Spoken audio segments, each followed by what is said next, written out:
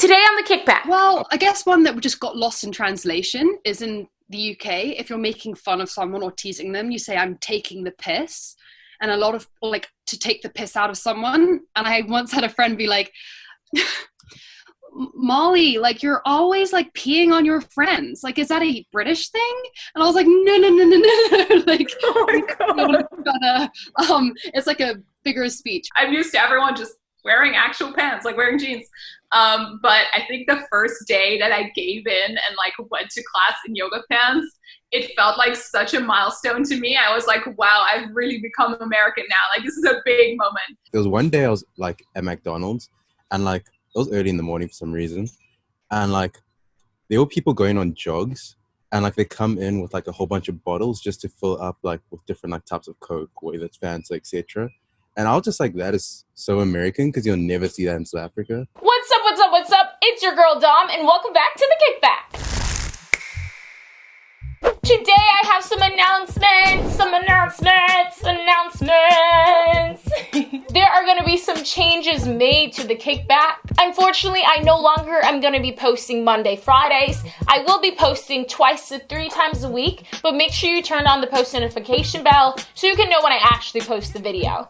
In addition to that, I was always a little bit wary about cutting out information to make videos shorter. All of the cast members are sharing such great information that I really want to share with you guys. So I'm going to start posting the video in shorter parts. So there will be multiple different episodes with the same cast, but they will be shortened videos, which will be easier for you guys to watch. Another change is I'm bringing a new thing called the call-in to the kickback. So all you have to do is follow me on Instagram at Domonique_Cynthia. And once a week, I'm going to put on my story an opportunity for you to be able to call in to a kickback and ask a question directly to the cast. We'll get to hear your voice, get your name, and it'll be a little shout out. So you get the opportunity to be more connected to me and that week's cast. So make sure to follow me and to turn on my story notifications so you can see when I post that opportunity for you to win the chance to call in to the kickback. Today we have the same international students here to tell us about culture shocks they've experienced while being in the States. Welcome back, Molly, LJ, Lauren, Ronnie, Christy, Barbara, Mehmed, and Katie. So let's go ahead and head to the kickback. Hello guys and welcome back. So first I'm going to have them reintroduce themselves, starting with Harvard. Hey, I'm Barbara. I'm a rising senior at Harvard, and I study psychology, and I'm from the Netherlands. Hi, my name is Lauren. I'm a rising junior at Columbia studying sustainable development, and I'm from the Bahamas. Hi, I'm LJ. I'm a rising junior studying behavioral economics from South Africa. Hey, I'm Christy, and I just graduated from Dartmouth College. I studied computer science, and I'm from Thailand. Hi, I'm Katie. I'm a rising junior at Cornell University. I study information science, and I'm from Manila, Philippines. Hey, I'm Molly. I'm a rising senior and I study literary arts at Brown. I'm from England. Hi everyone, my name is Mehmet. I go to Yale, majoring in history and statistics. I'm from Turkey, Istanbul, Turkey to be precise, and the rising junior if I haven't said that. Hi, my name is Ronnie. I'm a rising junior studying economics, and I'm from Kenya. Right here. You always have it on you, son. Yep, one or another. That's amazing. Okay, awesome. Anyone wants to start with their story of their biggest culture shock? So I'd say before coming to America, I had cultural imposter syndrome. So the Philippines was a colony of the US before. So I think I grew up with this very glorified image of America, like America freed us from our country. So I went in with big eyes and I was super excited, but at the same time, I was really intimidated because I thought, the Americans would know I was different. So starting from when I arrived in America, the immigration officers, I was just super intimidated when they drill you on all the questions, like, where are you from? What school are you going to? Where do you live? I had to tell them my dorm right there, and they actually mapped it in front of me, and I was just sweating because I was on my own. I just finished an 18-hour flight, and I was just really nervous all the time. But I think after I just talked to people, I realized that everyone was really accepting. They were really friendly. I think up to this day, I'm surprised by how many people just say, how are you? Also, total noob mistake is I would answer that question and actually be like, good, how are you? But it's not. It's just like, how are you? And then skadoodle off. So I can go because my culture shock is actually kind of related to the last thing that Katie said. But basically the thing about like Bahamian culture and Caribbean culture in general is that like, you know, we're known for like being like super friendly, like being polite, and manners are like a very big deal. So the way I like grew up and was raised is that you like say hello to every single person you see. So it's like if you're walking down the street, it's like good morning, good morning, good morning, like individual good mornings for each person that you pass. Or like if I walk into an office, I have to say hello to like every single person, or else like I'll get in trouble, or like my mom will call me rude or something like that. I think it was ingrained in my head that like that's just how you greet people. And I think especially like, I'm not sure if it goes for all of the US, but New York is not really the type of place where you can like be saying like hi to every single person. I think that was something that I kind of had to get out of. Like I remember my first week, I like walked into like an office building. It wasn't ISSO, but it was something else. And I kind of like said good morning to like everyone I passed, and they kind of like gave me a look of like, we heard you the first time. You don't have to give us each individual one. It's okay. But I think that was the biggest thing that I kind of had to like get my brain out of. Also, we have a thing, I don't know if this goes for other countries, but I noticed in America, people say goodnight as like goodbye, but we say goodnight as like a greeting. So if I'm like saying, like if I'm like running into someone at like after 7 p.m., I'll be like, hey, good night. And like, that's like the way we greet each other if we see each other at night, but that's like a goodbye. So like that would confuse people. So little things like that, I think were difficult for me. Yeah, I also definitely found the, oh, sorry, is someone else talking? Oh no, okay, sorry, I think I just like heard a noise, sorry. There might be the birds flying into my room. Oh my God, sorry. Really strange. Sorry, that was a fly. Big one, a chunky boy. But so friendliness was a weird one because England is notorious for being very like, you don't talk to people. Well, at least in like London, up north it's different, but like, you know, being very, you don't look at someone, you don't make eye contact with someone on the on like public transport, you know, you look away and all that kind of stuff. So like the friendliness is definitely something that was the universal friendliness was definitely surprising, but also I found like it was strange kind of, I don't know, like the party culture was a big culture shock. First of all, I mean, I don't know what everyone else's drinking ages are in different countries, but because the drinking age in the UK and many other countries is 18, I think that you become a bit more, people maybe start, you know, socializing earlier outside of the home. It doesn't need to like involve drinking, but like just away from their parents. And I feel like a lot of people I met in America maybe hadn't had the same experiences, and so it definitely felt it just was very different. Like there's a different relationship to parties and alcohol, and I'm not saying that everyone needs to drink at all. I'm just saying that I think that it just seemed a bit frantic in a way that I don't think many other universities, actually I guess universities it's the first time many people are away from home, so it makes sense, but I think it was just that was a bit of a shock to me, just to see how everyone was like, I remember the first parties I went to, there were ambulances outside like at 8 p.m. and I've never experienced such a thing. That was really shocking. Yeah, and also flirting, but I guess in England everyone's a bit more mean with it, whereas in America I was often told that I was being mean, but I was actually just joking. I was like, oh no, didn't mean any harm. I was just joking. I'm being sarcastic. Yeah. Example of like a phrase that you would say that would be like okay in the UK and like we thought was mean? Well, I guess one that just got lost in translation is in the UK, if you're making fun of someone or teasing them, you say I'm taking the piss. And a lot of like to take the piss out of someone. And I once had a friend be like, Molly, like you're always like peeing on your friends. Like, is that a British thing? And I was like, no. Like, oh my God. It's like a figure of speech, but I think a lot of figures of speech get lost in translation, and so they thought we had like weird customs back home. Yeah, I don't pee on my friends. You're always peeing on your friends. Yeah. How dare you? Oh my God. The first thing that I really noticed when I started my freshman fall was how bad the fruit is in New England. I don't know if that's something that other people experience too, and it's not even a cultural thing, but actually I guess it is a cultural thing. Like at least in my family, like I just ate fresh fruit all the time, and it was always really good, and it was always really cheap. And moving to New England and eating like dry grapes that like had skin that tasted like paper was just like not it for me. And then like also I don't know, it was difficult adapting to the local produce, if you will. And I also feel like it's not a very American thing to have a lot of fruit. It's just like not a cultural thing. So that's something I kind of was surprised with, to be honest. And then the second thing that I thought of when we were talking about culture shocks is that at least at the Ivy Leagues, I think in general, like legacy is very much a very strong presence.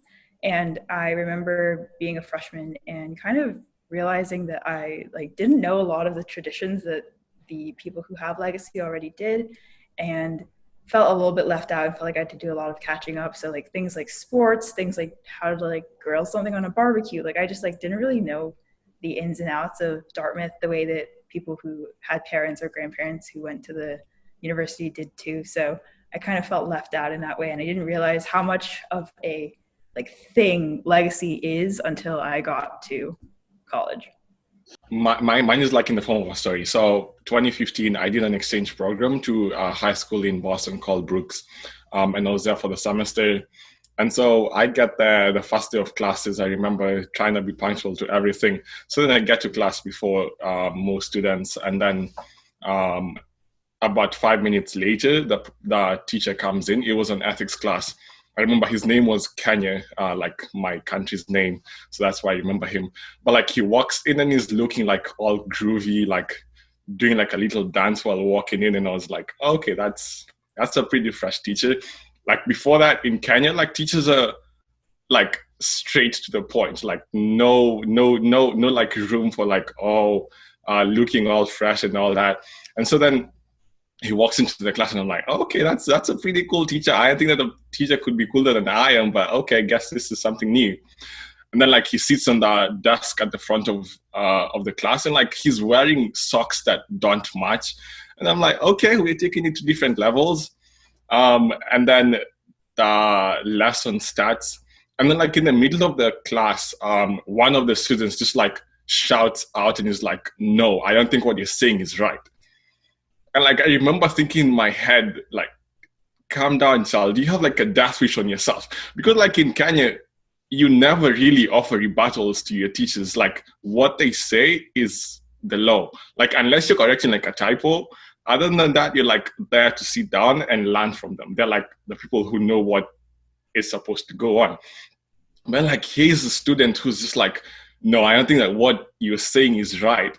And in my mind, I'm like, no. But like the teacher is like, okay, then what do you think? And I just like completely lost it. Like, what did he just say? It was just like a completely different experience for me, where apparently like students are supposed to say what they think, and there's room for like students to express their views. And it was just like a completely foreign concept for me. And then fast forward to like my college years, and then there's like participation grades as part of my final grades, where I'm actually supposed to talk and like engage in conversations and like have an opinion on everything. And so this was just like one thing that is completely different from what we have at home, where at home, calm down, like, no, you just learn as much as you can. But here it's more of, you're engaging in a conversation with me. What do you think? And so that was just like a huge culture shock for me, amongst like many other small things that we could talk about later on.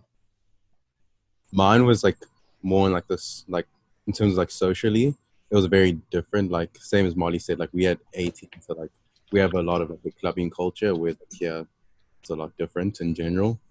But I was just shocked how patriotic America is. Like you'll see flags everywhere, and then like people find every instance to sing the national anthem. Like in South Africa, we only sing the anthem when like national teams playing or like a big event. Here they'll play any NBA game, any NFL game, etc. And like there was one example, like I went out one day and like they found a way to remix the anthem into a party. And like it was just me one of my Bolivian friends and like a New Zealand guy. So we just stand there like, we don't know what to do doing like an anthem because like it's not our anthem really. And like you could criticize something about the country, but they'll be like, no, but that's the way America works. And like, I just feel like it's way too patriotic for me. Also what Molly said about sarcasm, I felt that so strongly, like initially when I was here, like people would not understand when I was joking or when I was being serious. I think these things are like cultural for sure. When I first came to the US, like during one of the pre-orientation programs, I like wanted to go somewhere across campus, and I was with some other Americans, and like we were walking there and we got lost, like all freshmen do at some point. And I just like pulled out my phone and like typed in Google Maps. And the American guy I was with was like really surprised. He was like, wow, you know Google Maps? Like, do you have Google in your country? And I was like really surprised by that because, you know, I thought it was like very well known, you know, Google's like a company that like exists in every single country. But I think that was like the first of like many interactions where Americans like asked me questions that like show that, you know, they sometimes just don't really know about anything going on anywhere outside of the US. You know, people ask me like, are there cities in the Netherlands? Like, do you guys have kangaroos? Which we do not. And, you know, I'm from the Netherlands, which is a country that's like pretty well known, I guess, in the US. But like some of my international friends from countries that are lesser known in the US get like even crazier questions.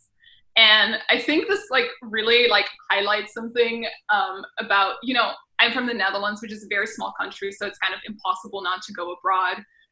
Same, you know, every international student has at least been to 2 countries, right? But a lot of Americans don't really travel abroad as much. I mean, the US is really large, but also the American school system, I think, just is very US centric. So people don't learn a lot necessarily about other places in the world apart from America. And so, you know, even at Harvard, where people are like very smart, sometimes I'm just so surprised by like how little Americans sometimes know about anywhere that is not the US. I created a video on TikTok saying things that's like surprised me about America. And one of them was I'd heard that geography sometimes isn't like a discrete subject in high schools. And that sometimes it's like either put into history or you study history without geography. And I had so many Americans coming for me being like, I can name 50 countries. Thank you very much. Like, it was very funny. But anyway, yeah, sorry. Actually, kind of something to add on that. It kind of goes off what LJ said as well about like the patriotism. But when I first got to America, there were like so many American, like the perception of the Bahamas, because it is like known to be like a tourist destination, was just so far off. And it really showed me that like kind of like what Barbara was saying about like how Americans don't really know anything else about like other countries, like the way that we like learn about America, if that makes sense. But there were so many people who thought that one, the Bahamas was an American colony, which I think just like we were like a part of the US and not like a separate country. That kind of just blew my mind as well. But also just like people not recognizing that like people actually live there, and like people were just shocked that I actually like went to school there, because I think there's a whole perception of like the Bahamas is like beaches and like tourist destinations and hotels, and it's like we have a whole separate culture outside of how we like act as like, you know, a tourist destination for people. So that was just like kind of disheartening, but also like it kind of relates to that thing of like American perception of other countries. So it was really interesting. Yeah, the Netherlands is also, I think, for many Americans, like tourist destination first. Like the amount of questions I've had about like the fact that weed and prostitution are legal in the Netherlands, it really seems like people think, you know, like the Netherlands is this kind of like crazy place where only like tourists go. But obviously, you know, there's normal people just like living their lives. But that's not really the image you get as a tourist there. So one thing I've noticed when I came to the States was the fact that everyone does everything very rigorously. And by that, I mean, like, even when you eat, you have to eat for like 20 minutes and then go to the gym or like go back to the library and do some work, which was really interesting because in Turkey and maybe other Mediterranean countries as well, there's this Epicurean idea of like just taking it easy when you're eating or like when you're doing something that is pleasurable. So like in my country, when people eat, they just take their time, talk to people, like they can sit at the table for an hour, smoke afterwards, etc., etc. Whereas in the US, it's just you Like it's a part of your schedule. You just go to the dining hall, eat very quickly, and then go back to what you have been doing beforehand, which was really interesting. Whilst we're talking about food, another thing that was a culture shock was all the hidden sugar in all the foods. I put on so much weight. I put on like 30 pounds in like 2 months. And I just had no idea what was going on. I was also eating 2 bowls of ice cream a day. I couldn't see the ice cream because of all the Oreos. But and you had no idea what was going on? Yeah, I was just like, oh my God, this is so confusing. Like, why is this happening? But also just like, yeah, hidden sugar in so many things. And that was just really surprising. Yeah, the fresh 15. The real thing. Girl, I put on 25 pounds too, but I think it's okay also because I was a tropical and going to a very, very cold place. I feel like the bulking up was necessary and it's good fat insulation. So that's what I tell myself. I don't know if this is specific to me. I just want to know if anybody else experienced this. But for me, the shock, I guess, came when it came to like showering and stuff was a big culture shock to me just because I come from somewhere where it's like really, really hot. So it's very common for people to shower like, you know, at least twice a day, sometimes like 3 times a day if like you're really sweaty. And then I got to the US and they were like, shower once a day. Some people shower once every other day if it's cold. And I'm like, yeah, oh my God, people don't shower for days on end. That's insane to me. Like I understand that it's cold, but I'm with you, totally with you. My roommate used to come back from the gym and get straight under her covers, like in her gym kit, and that made me really anxious. Oh, no. I guess that's not an American thing, but that was just a random side note. One thing that I heard was that we wear our athletic clothes to class, and I heard that's not normal outside of the country. Is that true? Yeah. Okay. I made a video on this on TikTok as well about athleisure. It just shocked me. Everyone wears yoga leggings. Like, what do you call them? Yoga pants? Is that what they call? I don't know. Everywhere. It's amazing. Everyone always looks so comfortable. So like if you wear like a dress or something, you know, everyone's like, wow, you're like doing the most, you know? You're really actually. If you just like dress like a normal person, people are like, oh my God, you really popped off today. I think it's crazy. It's so funny. At least for me, it worked like backwards because so growing up, my dad was pretty strict about how I dressed and he was all about like looking presentable. And so then I'd always have like a dress down shirt and like pants all the time, like wherever we went. And so then I came to the US and like people can dress as they wish. And this was just like my dream, like just getting to wear anything that I want after like years of being told what to wear. I was like, okay, I'll take this. Ronnie, do you wear flip-flops in the winter? No. Oh God, no. Way too many people on campus doing that. And I just... Same! It's absurd. It's so cold. I don't know why they do it. I might do it. I might be a flip-flop. So when I first got to the US, everyone was shocked because I would always have like my toes out. When you grow up on an island, like I'm always wearing like flip-flops. I'm always wearing like slides. Like I'm very, very accustomed to like open-toed shoes. And that just wasn't custom, I guess, for people in America. So like it just became a thing that like I would always have my toes out and I just got known for that. Most of my shoes are open-toed shoes because like I like to let my feet breathe. So if it is like cold and I'm like just walking to the dining hall, I'll put on flip-flops. But the thing about like, you know, American people dressing down, I think the reason why that was such a shock to me is because like American high schools as well, like I think some public schools don't have uniforms. And I think there's not a single like high school in the Bahamas that I know of that doesn't have a uniform. So even our like public schools as well, like have uniforms and they're like strict uniforms. So like long skirts below your knees, like, you know, your shirts have to be ironed, your like hair has to be like at a certain length. So like we've always been like very, very strict on like dress codes. So even when it came to like, you know, being able to wear normal clothes to class, it was always like, you still have to look nice. This is still class. So like, you know, like jeans is like the most that I will dress down. So then I guess seeing people like just roll straight out of bed don't shower, just roll straight out of bed and like come in like their pajamas to class was just like mind blowing for me. So yeah, that was wild. Yeah, the yoga pants, like everyone just wearing them at all times. At first I was just like, it makes no sense to me. Like, just, I don't know, like I'm used to everyone just wearing actual pants, like wearing jeans. But I think the first day that I gave in and like went to class in yoga pants, it felt like such a milestone to me. I was like, wow, I've really become American now. Like, this is a big moment. I also felt like everyone was like noticing. Everyone was like, wow, like, look at her. She's all American now. I don't think anyone actually paid attention because it's so normal. But for me, it felt like a huge thing when I finally gave in and went to yoga pants in class. In terms of food, I know some of you guys brought it up being different. Do you see a difference in the portion sizes or how Americans are usually labeled as being bigger and overweight? Yes, 100%. There was one day I was like at McDonald's, and like it was early in the morning for some reason, and like there were people going on jogs, and like they come in with like a whole bunch of bottles just to fill up like with different like types of Coke, whether it's Fanta, etc. And I was just like, that is so American because you'll never see that in South Africa. And then like food sizes are so much bigger and also not spiced as much.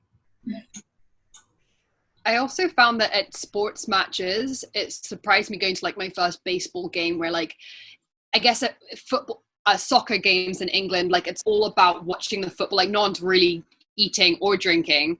You do that before or after. It's like about the sport in the moment, but going to like a baseball or basketball game, everyone's just eating. Like there's just hot dogs being thrown around, popcorn. Like if you don't have something in your hand, you're not like having the experience. And I thought that was pretty interesting. Like I never see anyone go into a cinema empty-handed or go to a baseball or basketball game without like something to munch. I mean, baseball games are pretty boring on their own. I think the food is really Oh God, yes. fun, right? I think a lot of American activities, like they're just like a front for like eating, like, you know, tailgates and like baseball games and all these things. Yeah, I think it's so boring. You have to distract yourself with the eating. Drinking as well. Like I feel like maybe it is like, I don't know if it's a college thing or an American thing, but I think, Molly, are you okay? Sorry, there's two birds came back in. Sorry. Oh my gosh. But I'm not sure if it's an American thing or if it's just like a college thing. But we're like not very into like sports here. So like if you go to a sports game, you'll just like go watch the game, chat with your friends, and then leave. But I feel like Americans kind of have a way of like pre-gaming everything or like turning everything into a party. So like we'll be going like to watch a basketball game on like a Wednesday night. People will be like, let's pre-game, let's drink, let's turn this into a party. And I'm like, let's not do that maybe. So that's something. But the food is a part of it as well. Definitely like always have to be eating, always have to like turn it into like an event, I guess. Pre-gaming was also a culture shock for me because back home, what people do is like pre-game is the actual game. You sit down and drink with friends. It's not like something you do before something else. So that was interesting. The first time I was invited to a pre-game, I was like, this doesn't make any sense. What do you mean we're going to drink in like half an hour and then go somewhere? Don't understand. So, but it's the drinking age. It's because they can't drink in the actual like end goal place. So like you have to just like, but that's why everyone gets taken away in ambulances. It's because 20 minutes you don't know what's happening. So yeah. Just some people don't ever make it. Like people just get eliminated. The amount of people who don't make it out of the pre-game. So bad. If you enjoyed this video today, please make sure to smash that subscribe button, press the bell to get notified when I post, which is 2 to 3 times a week, and I will catch you guys at the next kickback. Bye!